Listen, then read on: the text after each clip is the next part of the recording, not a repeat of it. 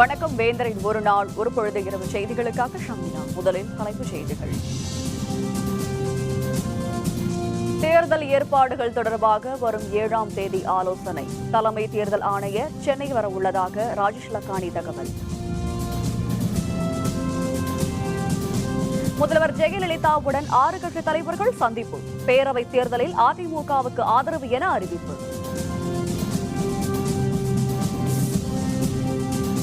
திமுக கூட்டணியில் தமாக சேருமா? EVKS இளங்கோவன் மறுப்பு.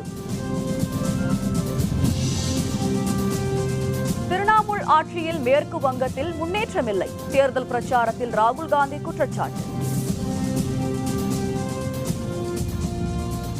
சென்னையில் வரும் 7ஆம் தேதி தமிழக அரசியல் கட்சிகளுடன் தலைமை தேர்தல் ஆணையர் நசீம் ஜெய்தி ஆலோசனை மேற்கொள்ள இருப்பதாக தமிழக தலைமை தேர்தல் அலுவலர் ராஜேஷ் லக்கானி தெரிவித்துள்ளார்.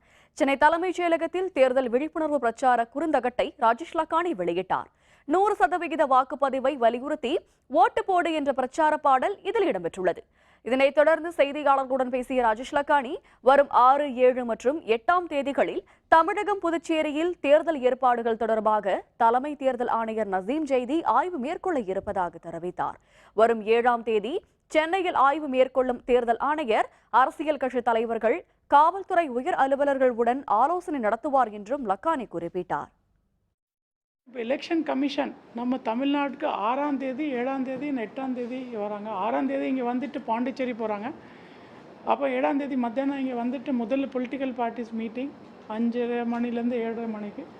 அப்போ 8ஆம் தேதி கலெக்டர்ஸ் எஸ்பியோட மீட்டிங். அதுக்கப்புறம் மற்ற எல்லாரோட மீட்டிங் நடத்தி இருக்கிறாங்க. அதிமுக பொதுச்செயலர் ஜெயலலிதாவை அவருடைய போயஸ் தோட்ட இல்லத்தில் அகில இந்திய மூவேந்தர் முன்னணி கழக தலைவர் நா. சேதுராமன், மனிதநேய ஜனநாயக கட்சி தலைவர் தமிமுன் அன்சாரி உள்பட 6 கட்சி தலைவர்கள் சந்தித்து அதிமுக கூட்டணிக்கு ஆதரவு தெரிவித்தனர். இது பற்றிய விரிவான விவரங்களை தருகிறார் நமது செய்தியாளர் சையத்.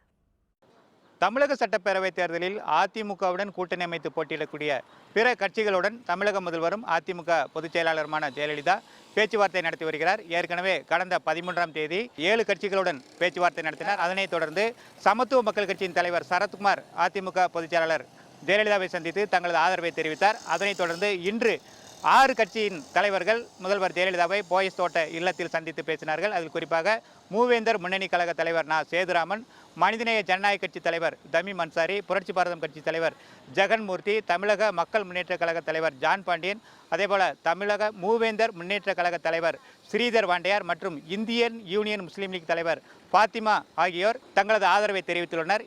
வருகின்ற சட்டமன்ற தேர்தலிலும் நாங்கள் பணியாற்ற வேண்டும் என்று சொல்லியிருக்கின்றோம். அம்மா அவர்கள் சரியான நேரத்திலே நாங்கள் உங்களை சந்திக்கிறோம் என்று சொல்லியிருக்கிறார்கள். இந்திய யூனியன் முஸ்லீம் லீக்கின் சார்பாக மரியாதைக்குரிய மாண்புமிகு முதலமைச்சர் அம்மா அவர்களுக்கு எங்களுடைய ஆதரவை தெரிவித்து வந்திருக்கின்றோம். வரக்கூடிய தேர்தல் வாக்குறுதியில், சட்டமன்றத்துடைய தேர்தல் வாக்குறுதியில் சமுதாயத்துக்கு வேண்டியதை அவர்கள் செய்வார்கள் என்று மாண்புமிகு அம்மா அவர்கள் வாக்குறுதி தந்திருக்கின்றார்கள். 234 தொகுதியிலும் அம்மா அவர்கள் வெற்றி வாகை சூடுவார்கள் என்ற நம்பிக்கை எங்களுக்கு இருக்கிறது. இன்று குறைந்தது ஒரு 5 தொகுதியாச்சும் கொடுப்பார்கள் என்று நினைக்கிறோம். எத்தனை தொகுதி கொடுத்தாலும் நாங்கள் வாங்கிக்கிற மாதிரி தான் இருக்கோம். புரட்சி தலைவி அம்மா அவர்களுக்கு எதிர்ப்பே இல்லாமல் இருக்கிறது. நாளை தமிழ் மாநில காங்கிரஸ் தலைவர் ஜி. கே. வாசன் உட்பட பலர் முதல்வர் ஜெயலலிதாவை சந்திக்கலாம் என்று எதிர்பார்க்கப்படுகிறது. வேந்தர் செய்திகளுக்காக சென்னை போயஸ் தோட்டத்திலிருந்து ஒளிப்பதிவாளர் மகேஷுடன் சையது. திமுக கூட்டணியில் தமிழ் மாநில காங்கிரஸ் இணைய வாய்ப்பில்லை என்று தமிழக காங்கிரஸ் தலைவர் EVKS இளங்கோவன் கூறியுள்ளார். கோவை விமான நிலையத்தில் செய்தியாளர்களிடம் பேசிய அவர், காங்கிரஸ் கட்சி மூத்த தலைவர் குலாம் நபி ஆசாத் இன்னும் ஓரிரு நாட்களில் சென்னை வந்து திமுக தலைவர் கருணாநிதியை சந்திப்பார் என்றும் கூறினார். இந்த சந்திப்பின் பொழுது திமுக காங்கிரஸ் தொகுதி பங்கீடு முடிவாகும் என்றும் அவர் தெரிவித்தார். தமாகவை கூட்டணியில் சேர்க்கப் போவதில்லை என திமுக பொருளாளர் மு. ஸ்டாலின் ஏற்கனவே தன்னிடம் கூறியிருப்பதாகவும் இளங்கோவன் குறிப்பிட்டார். எந்த விதமான சிக்கலும் கிடையாது. 2 தடவை சந்தித்திருக்கின்றார்கள் காங்கிரஸ் தலைவர்கள். டாக்டர் கலைஞர் அவர்களை 3வது முறை சந்திக்கும் போது அநேகமாக இன்றைக்கு அல்லது நாளைக்கு அந்த தொகுதிகளுடைய எண்ணிக்கை முடிவாகும்.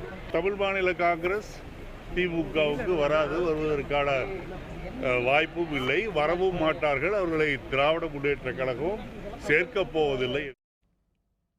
மேற்கு வங்கம், அஸ்ஸாம் ஆகிய மாநிலங்களில் நாளை மறுநாள் நடைபெறவுள்ள முதற்கட்ட தேர்தலுக்கான பிரச்சாரம் இன்று மாலையுடன் முடிவடைந்தது. 126 தொகுதிகளை கொண்ட அஸ்ஸாம் மாநில பேரவைத் தேர்தல் 2 கட்டங்களாக நடைபெறுகிறது. வரும் 4ஆம் தேதி 65 தொகுதிகளில் முதற்கட்ட வாக்குப்பதிவும், எஞ்சியுள்ள 61 தொகுதிகளில் 11ஆம் தேதி 2ஆம் கட்ட வாக்குப்பதிவும் நடைபெறுகிறது. 15 ஆண்டுகால காங்கிரஸ் ஆட்சியை முடிவுக்கு கொண்டு வரும் வகையிலும் பாரதிய ஜனதா தீவிர பிரச்சாரம் மேற்கொண்டுள்ளது. பிரதமர் மோடியின் பிரச்சாரத்தில் அஸ்ஸாமின் வளர்ச்சி பற்றிய உரை முக்கிய இடத்தை பிடித்தது. 15 ஆண்டு காலமாக முதல்வராக பதவி வகித்து வரும் தருண் கோகாய் 4வது முறையாக முதல்வராக வேண்டும் என்ற முனைப்புடன் தீவிர பிரச்சாரத்தில் ஈடுபட்டு வருகிறார். இதனிடையே முதற்கட்ட வாக்குப்பதிவு நடைபெறும் 65 தொகுதிகளிலும் அரசியல் கட்சியினர் இறுதிக்கட்ட வாக்கு சேகரிப்பில் ஈடுபட்டனர். और जो बोल रहा है कि हमारा डेवलपमेंट नहीं हुआ, सो आसाम का है तो काम ही नहीं हुआ, इतना डेवलपमेंट कैसे हो? आसाम का कल्चर अलग है, लेकिन यहाँ हिंदू मुसलमान का जो रिलेशन है ये दूसरा स्टेट से नहीं है। और आसाम में ये पॉलिटिक्स नहीं चलेगा, जो आरएसएस का पॉलिसी, जो हिंदुत्व ही नहीं चलेगा। மேற்கு வங்க மாநிலத்தில் மொத்தமுள்ள 294 தொகுதிகளில் 6 கட்டமாக தேர்தல் நடைபெறுகிறது. நாளை மறுநாள் 18 தொகுதிகளில் முதற்கட்ட வாக்குப்பதிவு நடைபெறுகிறது. மாவோயிஸ்டுகள் ஆதிக்கம் நிறைந்த பகுதியில் வாக்குப்பதிவு நடைபெறுவதால் பாதுகாப்பு ஏற்பாடுகள் அதிகரிக்கப்பட்டுள்ளன. முதல்வர் மமதா பானர்ஜி தலைமையிலான ஆட்சியில் மேற்கு வங்க மாநிலத்தில் எவ்வித முன்னேற்றமும் ஏற்படவில்லை என காங்கிரஸ் துணைத் தலைவர் ராகுல் காந்தி குற்றம் சாட்டியுள்ளார். மேற்கு வங்க மாநில பேரவைத் தேர்தலில் போட்டியிடும் காங்கிரஸ் வேட்பாளர்களை ஆதரித்து நடைபெற்ற பிரச்சார கூட்டத்தில் ராகுல் பங்கேற்றார். அப்பொழுது பேசிய அவர், மமதா பானர்ஜியை தோற்கடிக்கவே இடதுசாரி கட்சிகளுடன் காங்கிரஸ் இணைந்து தேர்தலில் போட்டியிடுவதாக தெரிவித்தார். தேர்தல் வாக்குறுதிகள் எதையுமே முதல்வர் மமதா பானர்ஜி நிறைவேற்றவில்லை என்றும் ராகுல் காந்தி குற்றம் சாட்டினார். ममता जी को लोगों ने सत्ता इसलिए दी कि वो कुछ काम करके दिखाए।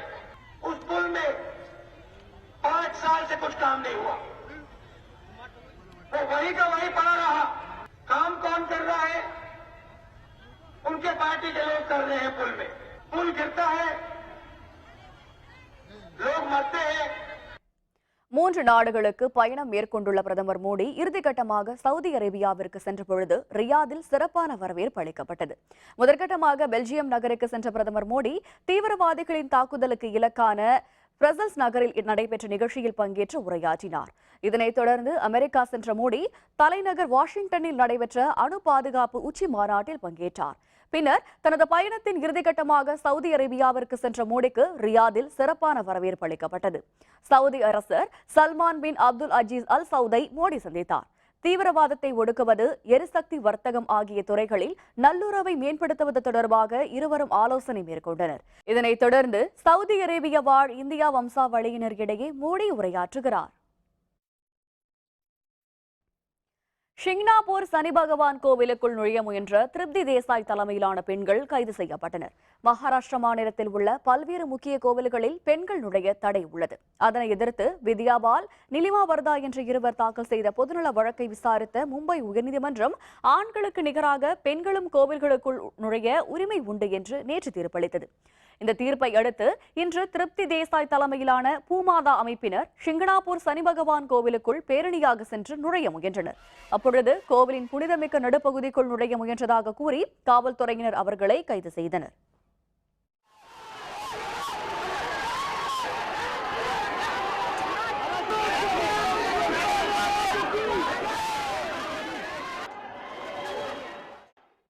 முன்னதாக செய்தியாளர்களுடன் பேசிய திருப்தி தேசாய், இந்த முறை எங்களை யாரும் தடுக்க முடியாது என்றும் கோவிலின் மையப்பகுதிக்கு செல்லாமல் புனே திரும்ப மாட்டோம் என்றும் கூறியிருந்தார். अभी तो हम यहाँ पे बैठे हैं, पुलिस ने जो है वो विद प्रोटेक्शन हमें लेके जाना चाहिए और वैसा देवेंद्र फडणवीस ने आदेश भी देना चाहिए। वो मंदिर में ही आती है तो मंदिर में प्रवेश मिलना चाहिए, हमारी मांग है और कोर्ट ने भी सम्मान पूर्वक आदेश दिया है। हम चौथरे पे जाके ही पूना जाने वाले, नहीं तो बिल्कुल नहीं जाएंगे।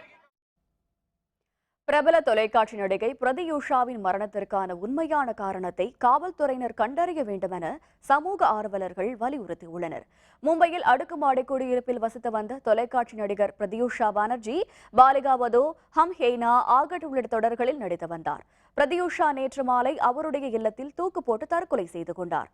பிரதியூஷா தற்கொலை தொடர்பாக அவருடைய ஆண் நண்பர் ராகுல் ராஜ் சிங்கிடம் காவல்துறை விசாரணை மேற்கொண்டுள்ளனர். பிரதியூஷா தற்கொலை தொடர்பாக மேலோட்டமாக விசாரிக்காமல் தற்கொலைக்கான உண்மையான காரணத்தை காவல்துறையினர் கண்டுபிடிக்க வேண்டும் எனவும் சமூக ஆர்வலர்கள் கோரிக்கை விடுத்துள்ளனர். 2வது யூனிட்டில் விரைவில் எரிபொருள் நிரப்பும் பணி. கூடன்குளம் வளாக இயக்குநர் சுந்தர் தகவல். விவரம் விளம்பர இடைவேளைக்கு பிறகு.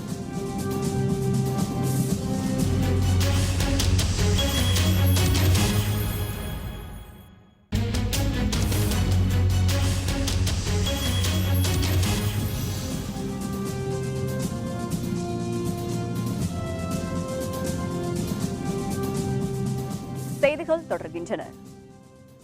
கூட்டணிக்கு தேமுதிக வராததால் திமுக நிலைகுலைந்து காணப்படுவதாக பாமக தலைவர் ஜி.கே. மணி தெரிவித்துள்ளார். திருப்பூரில் நடைபெற்ற பாமக நிர்வாகிகள் கூட்டத்தில் அக்கட்சியின் தலைவரான ஜி.கே. மணி கலந்து கொண்டார்.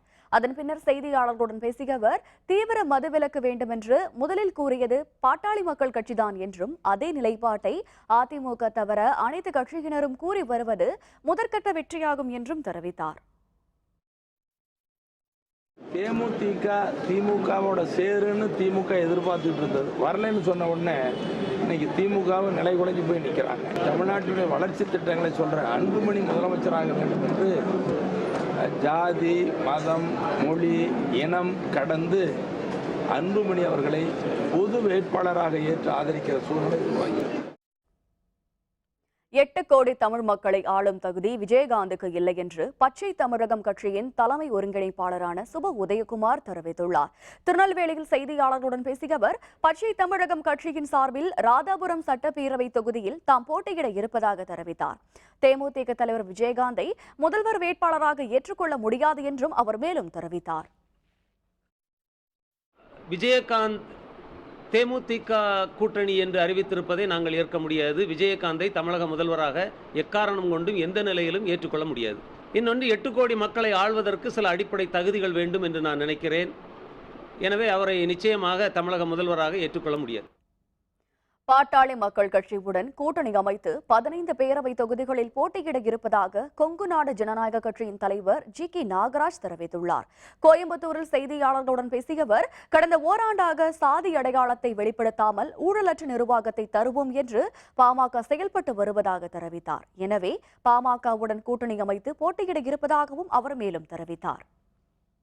பாட்டாளி மக்கள் கட்சியோடு கூட்டணி அமைப்பது என்கின்ற ஒரு முடிவு எடுத்திருக்கின்றோம். ஒரு 15 தொகுதிகள் எங்களுக்கு வெற்றி வாய்ப்புள்ள தொகுதிகளாக நாங்கள் ஏற்கனவே அதை முடிவு செய்திருக்கின்றோம்.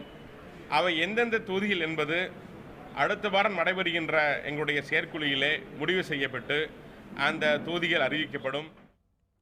கூடங்குளம் அணுமின் நிலையத்தின் 2வது யூனிட்டில் இம்மாத இறுதி அல்லது அடுத்த மாத தொடக்கத்தில் எரிபொருள் நிரப்பும் பணிகள் தொடங்க இருப்பதாக அணுமின் நிலைய வளாக இயக்குநர் சுந்தர் தெரிவித்துள்ளார். தூத்துக்குடி முத்தையாபுரத்தில் உள்ள தனியார் பொறியியல் கல்லூரி பட்டமளிப்பு விழாவில் சிறப்பு விருந்தினராக கலந்து கொண்ட அவர் பின்னர் செய்தியாளர்களுடன் பேசினார். அனல்மின் நிலையத்தின் 1வது யூனிட்டில் இதுவரை 722 கோடி யூனிட் மின்சாரம் உற்பத்தி செய்யப்பட்டுள்ளதாகவும் நாள்தோறும் 972 மெகாவாட் மின்சாரம் உற்பத்தியாவதாகவும் அப்பொழுது அவர் தெரிவித்தார். கூடங்குளம் அணுமின் நிலையம் யூனிட் நம்பர் 2க்கு வந்து இன்னும் அந்த அணு உலைக்கான எரிபொருள் நிரப்புறதுக்கான அனுமதிக்காக வெயிட் பண்ணிட்டு இருக்கிறோம். அந்த அனுமதி கிடைச்சதுக்கப்புறம் இந்த மாதம் நாங்கள் எரிபொருள் நிரப்புறதுக்கான ஏற்பாடுகள் பண்ணிட்டு இருக்கிறோம். அதை தொடர்ந்து ஒரு மாதம் அதுக்கு அந்த எரிபொருள் நிரப்பி 1 மாதத்துக்கு அப்புறம் மின் உற்பத்தி தொடரும். தேனி மாவட்டத்தில் நாட்டு வெடிகுண்டு வெடித்த விபத்தில் கல்லூரி மாணவனின் கைவிரல்கள் துண்டிக்கப்பட்டன. தேனி மாவட்டம் ஆண்டிப்பட்டி அருகே உள்ள ஏத்தக்கோவில் பகுதியைச் சேர்ந்த பொறியியல் கல்லூரி மாணவரான அருண்குமார் என்பவர் மலடிவாரத்தில் உள்ள தோட்டத்திற்கு சென்றிருந்தார். அங்கு மரத்தின் அடியில் கிடந்த பந்து போன்ற பொருளை எடுத்து பார்த்த பொழுது வெடித்ததாக கூறப்படுகிறது. இந்த விபத்தில் அவரது 2 கைகளிலும் விரல்கள் துண்டிக்கப்பட்டன. சம்பவம் குறித்து காவல்துறையினர் விசாரணை மேற்கொண்டு வருகின்றனர். சென்னை தலைமைச் செயலகம் அமைந்துள்ள புனித ஜார்ஜ் கோட்டையில் புதியதாக சுரங்கப்பாதை ஒன்று தென்பட்டதால் அரசு அலுவலர்கள் மற்றும் மக்கள் ஆச்சரியத்துடன் பார்த்து செல்கின்றனர். ஆங்கிலேயர் ஆட்சி காலத்தில் கட்டப்பட்ட புனித ஜார்ஜ் கோட்டை தற்பொழுது தமிழக தலைமைச் செயலகமாகவும் சட்டமன்ற பேரவையாகவும் செயல்பட்டு வருகிறது. இந்த கோட்டையை சுற்றிலும் அமைந்துள்ள அகழிகளுடன் 3 சுரங்கப்பாதையும் அமைந்திருப்பது தற்பொழுது தெரியவந்துள்ளது. தலைமைச் செயலகத்தின் நுழைவுவாயில் அருகே ஒரு சுரங்கப்பாதையின் வழி அமைந்திருப்பதை யாரும் அறிந்திடாத வகையில் மரப்பலகைகளால் மூடப்பட்டிருந்தது. இதன் மேல் சுண்ணாம்பு பூசப்பட்டு சுவர் போலவே காட்சியளித்து வந்த நிலையில் இந்த மரப்பலகை இன்று திடீரென்று உடைந்ததால் சுரங்க வழித்தடம் இருப்பது அனைவருக்கும் தெரிய வந்தது. பல ஆண்டுகளாக இந்த வழியாக வந்து செல்லும் பலரும் இந்த சுரங்கப்பாதை திடீரென தெரிந்ததால் ஆச்சரியத்துடன் பார்த்து செல்கின்றனர். பாதுகாப்பு கருதி சுரங்க வழித்தடத்தை காவல்துறையினர் மீண்டும் அடைத்துள்ளனர்.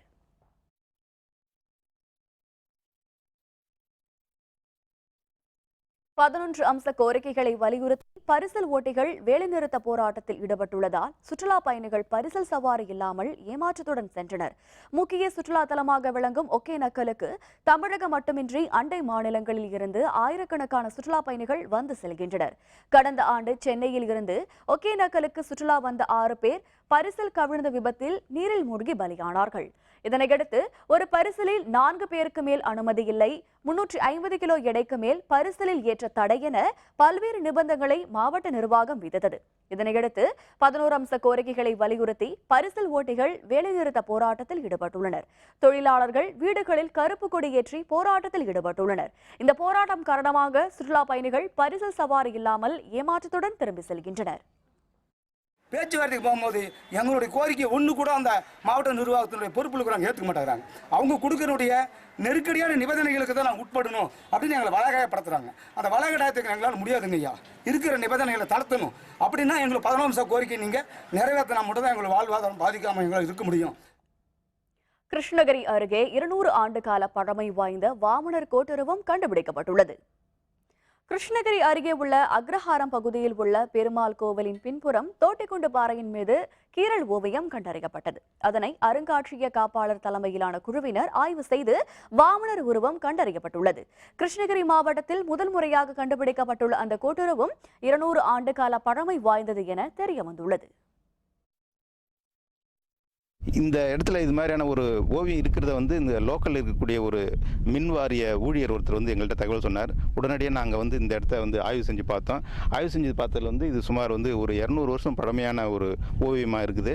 இது மாதிரியான இடங்களை பொதுமக்கள் பேர் எழுதுறது, இது மாதிரியான படம் வரைகிறது, இது மாதிரியான வேலைகள்லாம் செய்யக்கூடாது. அப்படி செஞ்சால் நம்முடைய பழங்காலத்து பண்பாடு கலாச்சாரமெல்லாம் சீரழிக்கிற மாதிரி இருக்குது.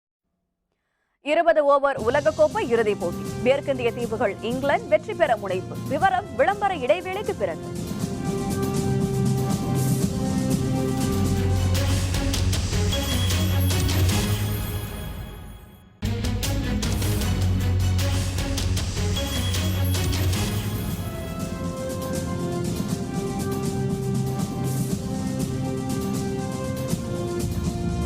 செய்திகள் தொடர்கின்றன. இனி அயலக செய்திகள்.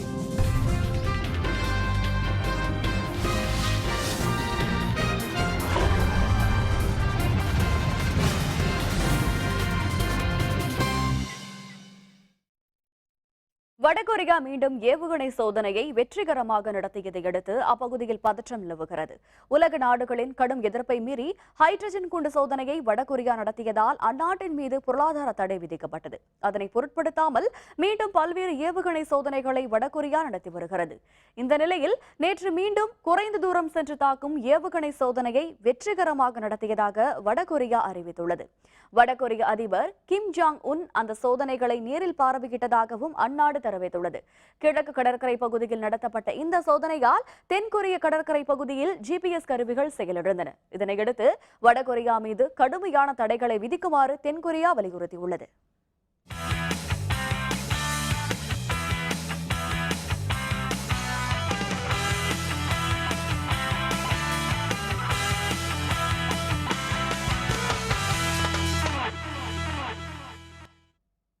நாளை நடைபெறவிருக்கும் 20 ஓவர் உலகக்கோப்பை கிரிக்கெட் தொடரின் இறுதிப் போட்டியில் எந்த அணி வெற்றி பெறும் என்ற எதிர்பார்ப்பு கிரிக்கெட் ரசிகர்கள் இடையே அதிகரித்து காணப்படுகிறது. 20 ஓவர் உலகக்கோப்பை தொடரின் 2வது அரையிறுதிப் போட்டி மும்பையில் உள்ள வான்கடே திடலில் கடந்த வியாழக்கிழமை நடைபெற்றது. அந்த போட்டியில் இந்தியாவை எதிர்த்து விளையாடிய மேற்கிந்திய தீவுகள் அணி 7 விக்கெட்டுகள் வித்தியாசத்தில் வெற்றி பெற்று இறுதிப் போட்டிக்கு தகுதி பெற்றது. முந்தைய அரையிறுதிப் போட்டியில் வெற்றி பெற்ற இங்கிலாந்து அணியை எதிர்த்து நாளைய இறுதிப் போட்டியில் மேற்கிந்திய தீவு மோத உள்ளது. இரு அணிகளின் வீரர்களும் தீவிர வலைப்பயிற்சியில் ஈடுபட்டனர். கொல்கத்தா ஈடன் கார்டன் திடலில் நாளை நடைபெறும் இறுதிப் போட்டியில் வெற்றி பெறும் அணி எது என்பதில் ரசிகர்களிடையே பலத்த எதிர்பார்ப்பு காணப்படுகிறது. நாளைய இறுதிப் போட்டியில் இரு அணிகளில் எந்த அணி வெற்றி பெற்றாலும் அந்த அணி 2வது முறையாக உலக கோப்பையை வென்று சாதனை படைக்கும் என்பதும் குறிப்பிடத்தக்கது. மீண்டும் தலைப்புச் செய்திகள். தேர்தல் ஏற்பாடுகள் தொடர்பாக வரும் 7ஆம் தேதி ஆலோசனை. தலைமை தேர்தல் ஆணையர் சென்னை வரவுள்ளதாக ராஜேஷ் லக்கானி தகவல்.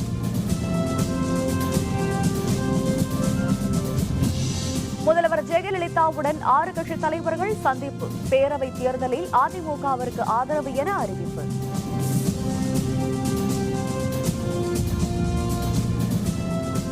திமுக கூட்டணியில் தமாக சேருமா? EVKS இளங்கோவன் மறுப்பு. திரிணாமுல் ஆட்சியில் மேற்கு வங்கத்தில் முன்னேற்றமில்லை. தேர்தல் பிரச்சாரத்தில் ராகுல் காந்தி குற்றச்சாட்டு. இத்துடன் வேந்தரின் ஒரு நாள் ஒரு பொழுது இரவு செய்திகள் நிறைவடைந்தன. மீண்டும் இரவு 10 மணிக்கு கண்ணுறங்கும் வேளை இரவு செய்திகளில் சந்திப்போம். வணக்கம்.